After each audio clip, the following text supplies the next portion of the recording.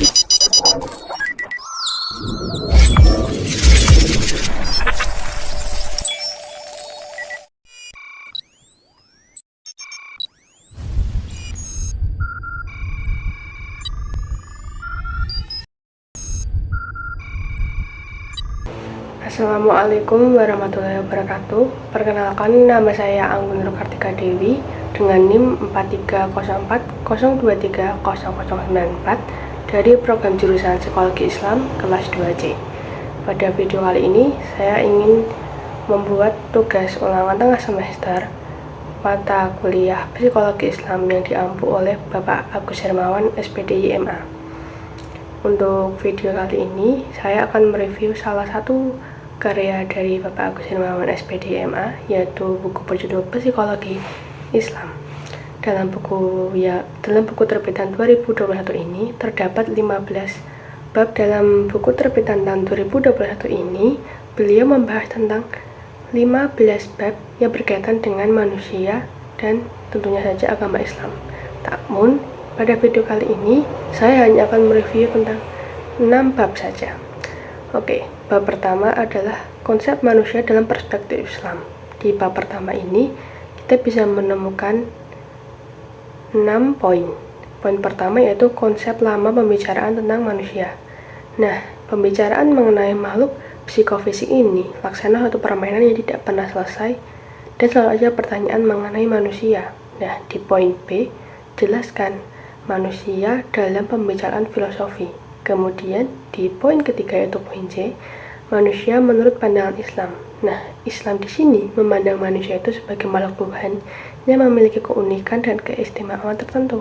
Sebagai salah satu makhluknya, karakteristik eksistensi manusia harus dicari dalam relasi dengan Sang Pencipta dan makhluk-makhluk Tuhan yang lain. Di poin keempat atau poin D, manusia menurut pandangan psikologi. Nah, dalam poin ini berawal dari pengertian psikologi sebagai ilmu yang menelaah perilaku manusia. Para ahli psikologi pada umumnya berpandangan bahwa kondisi ragawi, kualitas kejiwaan, dan situasi lingkungan merupakan penentu-penentu utama perilaku dan corak kepribadian manusia. Nah, di ini ada persamaan dan perbedaan manusia dengan makhluk lain. Tentu persamaan manusia dengan makhluk lain itu adalah untuk memenuhi tujuan dan hasrat mereka. Dengan perbedaannya adalah pada dimensi pengetahuan, kesadaran, dan keunggulan yang dimiliki manusia dibanding dengan makhluk lain. Di poin terakhir dijelaskan tentang fungsi dan peranan manusia di dalam agama Islam. Nah, dalam Al-Quran, manusia berulang kali diangkat derajatnya karena aktualisasi jiwanya secara positif.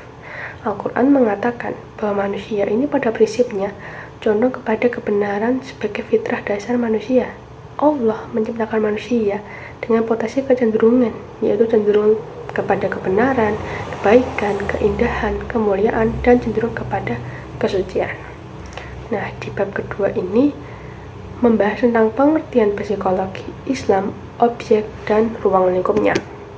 Di poin pertama, pengertian Islam secara bahasa, menurut Daud Ali menyatakan bahwa Islam adalah kata turunan yang berarti ketundukan, ketaatan, kepatuhan kepada kehendak Allah. Berasal dari kata salama, artinya patuh atau menerima. Berakar dari huruf sin, lam, mim. Kata dasarnya dalam salimah yang berarti sejahtera, tidak tercela, tidak bercacat. Dan kata ini terbentuk kata masdar salamat. Dari kata akar itu juga terbentuk kata-kata salm, slim yang berarti kedamaian. Nah, di poin kedua yaitu objek kajian psikologi Islam.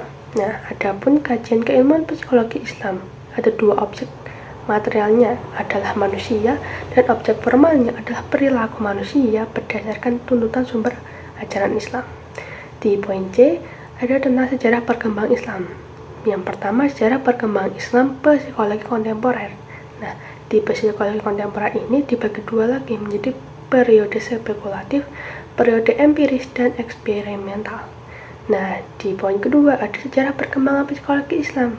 Nah, dibagi lagi menjadi dua, ada periode klasik dan periode modern. Lalu ada ruang lingkup psikologi Islam. Ruang lingkup psikologi kontemporer terbatas pada 3 dimensi, yaitu dimensi fisik biologi, dimensi kejiwaan dan sosiokultural. Sementara itu, psikologi Islam juga mencakup dimensi keruhanian, dimensi spiritual. Suatu wilayah menjadi pandangan dan tidak pernah disentuh oleh psikologi kontemporer karena perbedaan landasannya. Disinilah psikologi Islam akan bertemu dengan tasawuf nantinya. Lalu ada latar belakang lahirnya psikologi Islam. Psikologi kontemporer dianggap mengalami distorsi yang fundamental, lalu ketidakpuasan akan teori-teori psikologi kontemporer dan kesadaran ilmuwan psikologis muslim bahwa ketika mereka mengaji psikologi. Nah, lalu di bab 3 ini membahas tentang apa sih psikologi barat dan psikologi Islam. Pada dasarnya, kedua pandangan psikologi ini memiliki perbedaan dan persamaan pada 4 poin. Yang poin pertama adalah objek kajian, poin kedua adalah cara mencari pengetahuan, ketiga arah perkembangan jiwa. Lalu di bab keempat ini kita akan menemukan materi tentang metode dan pendekatan psikologi dalam pandangan Islam. Nah, di dalam buku psikologi Islam ini ada macam-macam metode psikologi Islam. Di antaranya adalah metode perumusan psikologi Islam, metode pembangunan psikologi Islam, metode penelitian psikologi Islam, dan masih banyak lagi. Lalu, di bab kelima ini kita masuk tentang jiwa atau nafs dalam bahasa Arab ya, itu dalam perspektif Islam. Nah, di poin pertamanya itu adalah pengertian jiwa. Jadi, jiwa dalam bahasa Arab itu atau nafs, sedangkan dalam bahasa Yunani sendiri disebut psyche. Dalam bahasa Inggris disebut soul. Lalu di poin kedua ada konsep penyusun jiwa. Ada 3 konsep penyusun jiwa, 5 konsep penyusun jiwa, yaitu akal, ada nafsu, ada hati, ruh, dan fitrah. Di poin C ada tingkatan-tingkatan jiwa, di mana dalam buku dijelaskan ada 3 tingkatan jiwa, yaitu adalah jiwa rohani, yaitu jiwa menerima pencerahan dan kehidupan ketuhanan, jiwa insani, yaitu jiwa yang berada antara jiwa rabani dan jiwa hewani. Ketiga ada jiwa hewani, yaitu jiwa yang sejalan dengan manusia yang selalu menjadikan kepada perbuatan syahwat dan kesenangan duniawi. Lalu di poin D ada fungsi jiwa bagi manusia.